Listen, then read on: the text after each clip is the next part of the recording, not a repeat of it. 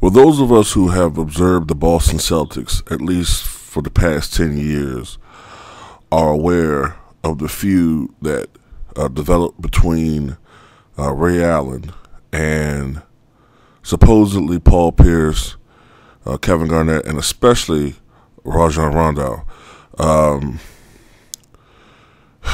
Apparently, Rondo and Pierce never got along as teammates in Boston.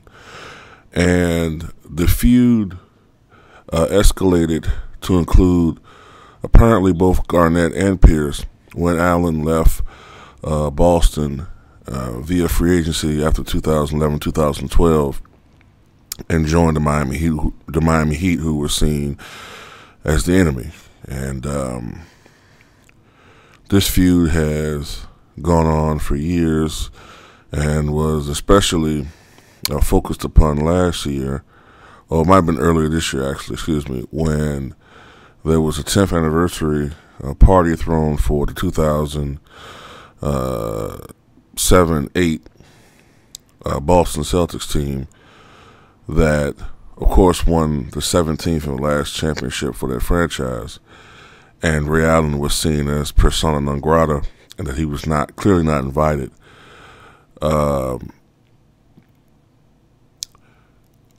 Paul Pierce, who recently retired after this season playing with the Los Angeles Clippers this past season, recently played in a celebrity basketball game with Ray Allen in China. And he put a message out there on Instagram imploring his former teammates to bury the hatchet with Ray Allen. He put a message that said, quote, "Time to get the band back together." A lot of different usernames, Trey4, hashtag bury the hatchet, at TickPicks, at Rajon Rondo. No matter what happened, we all formed a special bond that can never be broken. Hashtag once a Celtic, always a Celtic. Now, I personally believe, this is my take on this, no matter what you feel personally about your teammates, I think that the fact that Ray Allen went out there and played his heart and soul as a Boston Celtic should nullify, or at least help nullify, all of these other personal things. Listen, one thing I don't like about this generation of sports athletes is the fact that when I was growing up, I'm going to be one of those crotchety old men in this video, okay?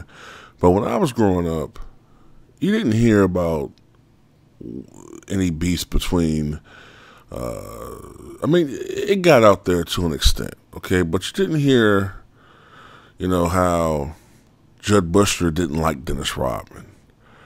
Or you didn't hear about how, Nick Anderson just couldn't stand Dennis Scott. Yeah, you heard some of the bigger names. You did hear beefs between Penny and Shaq to a certain extent. Definitely Kobe, Shaq, and all those types of things, yeah. But especially, in the older days, you didn't hear too much about, whether Julius Erving didn't get along with this guy or whether George Gervin didn't get along with that guy. You knew what happened, but those things were left in the locker room. Now, that's no longer the case. I think the beef is more so between Rondo and Allen. They never got along with one another. Probably personalities had a lot to do with it. When Allen left Miami, that's when I think that the beef spilled over more so to Garnett.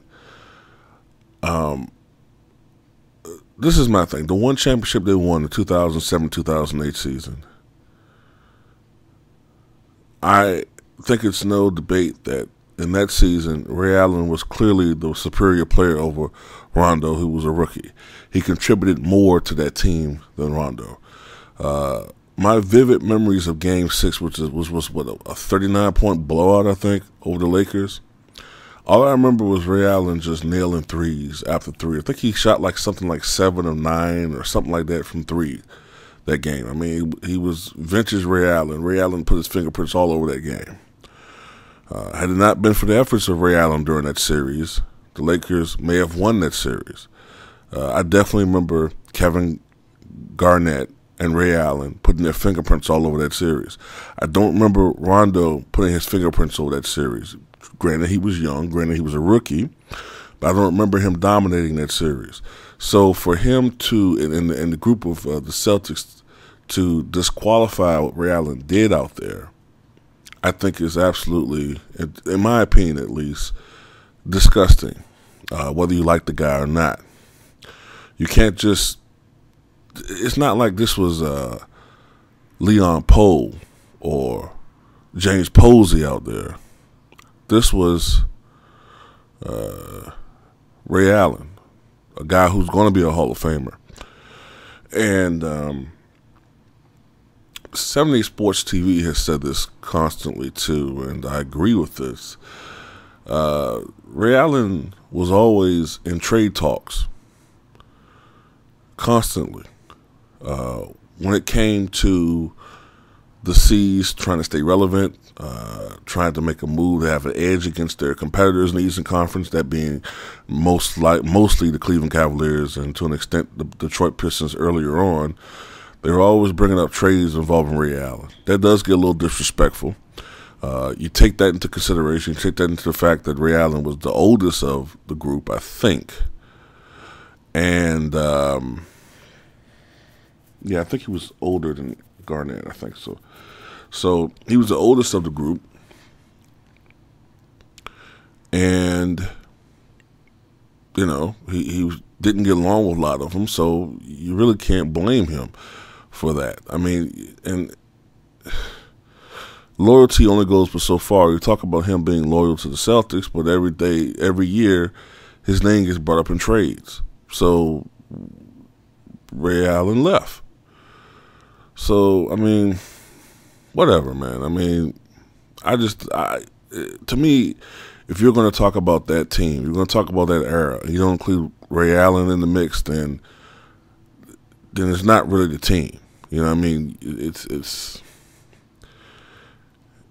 sort of like talking about the Beatles and leaving out Ringo Starr or George Harrison. True, they weren't the most talented or the greatest of the Beatles, but they were Beatles, okay?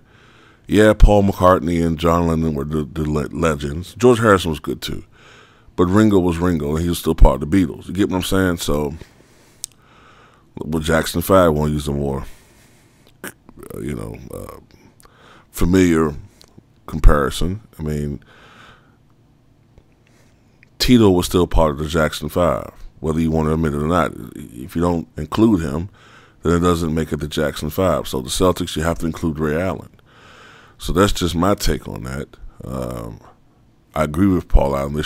Paul Pierce, they should bury the hatchet. But tell me what you guys think.